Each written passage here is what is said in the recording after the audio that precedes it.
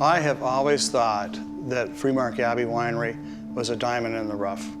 And we were growers, we gave attention to our vineyards, the winemaking, but we never really focused on the building. You know, this site tells a story and has lots of stories, and if the walls could talk, they would have a lot to say.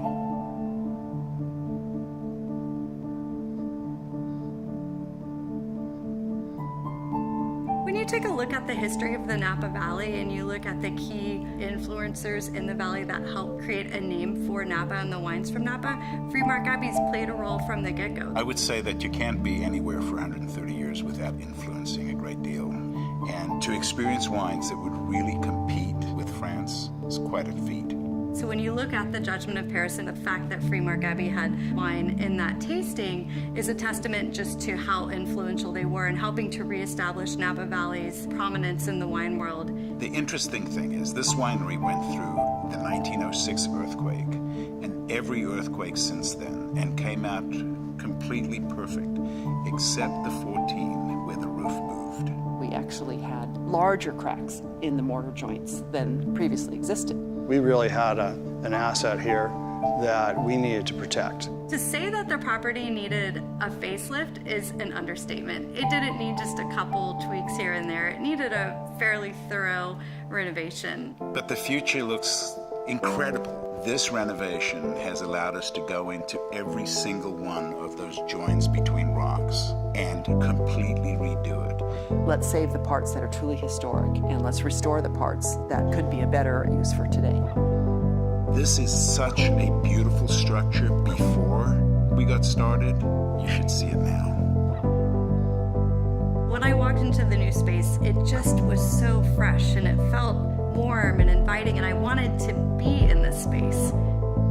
If these walls could talk, the soundtrack will be the sound of barrels being moved, of wine being racked, of workers laughing.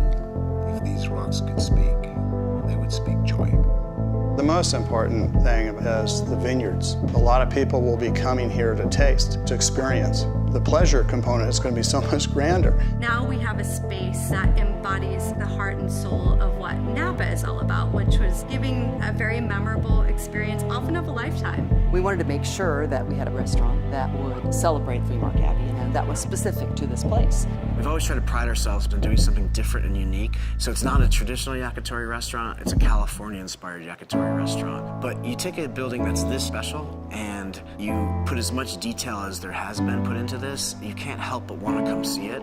It's going to give a lot of reasons for people to drive a little bit north and experience this part of the valley again. I think it's going to be a huge transformation. You can't do too much to it because you want it to still look like it looked. You just want it to let this estate shine. Some of the key defining elements of the building are the crenellated parapet along the front of Highway 29. We repointed the stone appropriately to the period when it was built. And you'll notice when you look at a lot of the wood in the building, most of it is redwood and Douglas fir. So wherever possible, what was salvageable, we salvaged so that it was as authentic to what was originally here as possible. The winery deserved the facelift. She'd been here keeping wine safe, keeping people safe, and we want this to be something that is a legacy.